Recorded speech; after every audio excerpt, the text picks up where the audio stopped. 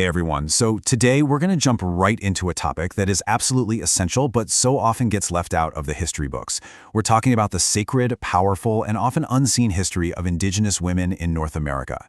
We're going to look at their roles as leaders, healers, and really the foundation of their nations, a history that was deliberately targeted but has managed to endure with just incredible resilience.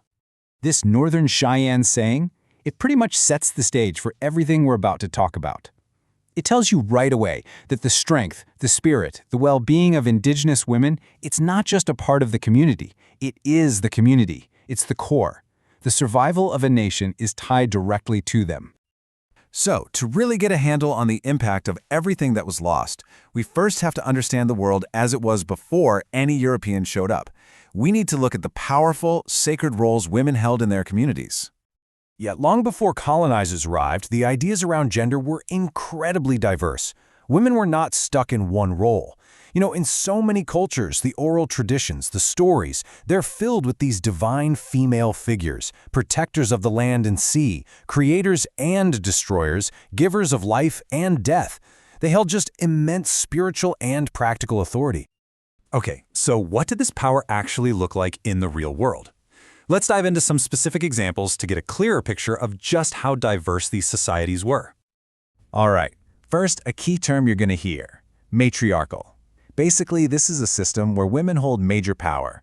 And it's not just about being in charge. It's about a society that often puts a high value on things like equality, making decisions together, and building peace.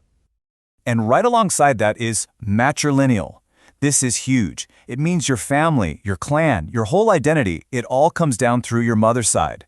This is a complete flip from the patriarchal systems in Europe, where your name and your inheritance came from your dad. Now check this out. This is how you see those ideas in action. For the Dene, or Navajo people, mothers and grandmothers are the heads of the clans. The women control their own land, their own livestock, their own money. And this equality? It goes right into the spiritual world too. Both men and women can become healers or medicine people. It's like the sacred figure changing woman said, "You are of sky, I am of earth, we are of one spirit, we are of equal worth." Powerful stuff. And this leadership wasn't one size fits all. Not even close. On one hand, you've got fierce warriors like Buffalo Calf Road Woman of the Northern Cheyenne. She rode into the middle of a battle to save her brother and later fought at the Little Bighorn. But then, on the other hand, you have diplomats like Jigonhase. She lived on a trail used by warriors from 5 different warring nations, and she offered them all food and shelter, helping them talk through their arguments. She was so respected for her wisdom that she helped co-found the massive Haudenosaunee Confederacy. They called her the Mother of Nations. Okay, but here's a really, really crucial point. It is a huge misconception that all native tribes were matriarchal.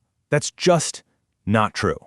Believing that just flattens this incredibly rich reality, ignoring the unique traditions of hundreds of completely distinct cultures. Some had very specific gender roles, others were more patriarchal. The diversity is the whole point. But this world of diverse gender roles and powerful women was directly threatened when Europeans arrived. And this next part, it's about how, and more importantly, why that power was so strategically taken apart. This quote from scholar Paula Gunn Allen, it's absolutely essential. It completely reframes how we should think about colonial violence. The attack on Indigenous women wasn't an accident. It wasn't just a byproduct of conquest. It was a core strategy. The colonizers knew that to conquer the people, they first had to break the power of the women, period. And this shows exactly how it was done. It was like a playbook. Step 1, identify female authority as a threat to your control. Step 2, systematically dismantle it. Elevate men to positions that fit your European model and strip women of their rights. And step 3, the most brutal part, use targeted violence, often specifically against women because of their ability to have children, as a way to destroy native nations from the inside out. And this history of violence didn't just stop. It created a legacy that echoes directly into today, fueling a crisis that is staggering and very much ongoing. Just let this number sink in for a second. Between 1973 and 1976, we're not talking about the 1800s here, we're talking about the 1970s.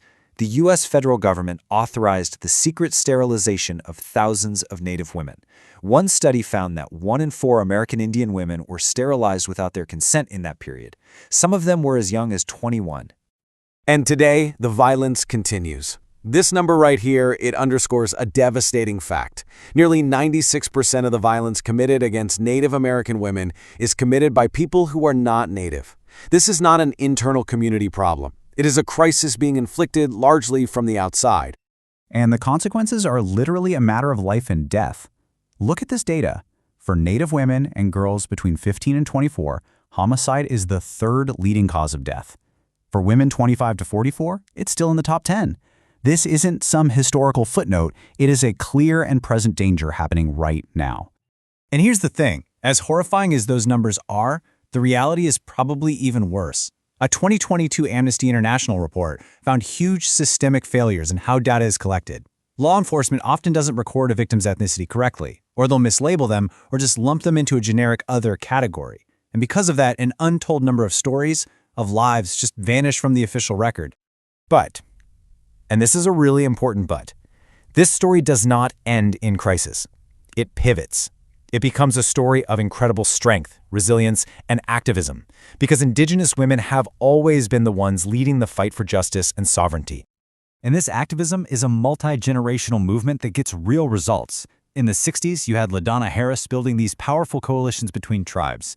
In 1996, Eloise Cobell, a tribal treasurer, found financial problems and decided to take on the entire U.S. government. And after a long, hard fight, her lawsuit ended in a $3.4 billion settlement. And just recently, the Not Invisible Act, written by Deb Haaland, was signed into law to finally start tackling the MMIW crisis at the federal level. And get this, the influence of these women goes way beyond their own communities. Early American feminists like Matilda Joslyn Gage, who were so frustrated with the patriarchal structure of their own society, they looked to their neighbors, the Haudenosaunee Confederacy, the very one Jigin helped build. They saw a model of gender equality and political power for women that directly inspired their fight for the right to vote. So here's the bottom line. The leadership, the political structures, the sheer resilience of Indigenous women, it hasn't just shaped Native history. It has shaped the entire history of this nation in ways that are profound and, way too often, completely unacknowledged. Which leaves us with one last question to think about. Whose history gets told, and whose gets silenced? Understanding the story we've just gone through, it forces us to rethink the very narratives that define a nation, and to seek out those powerful voices that have always been there, just waiting to be heard.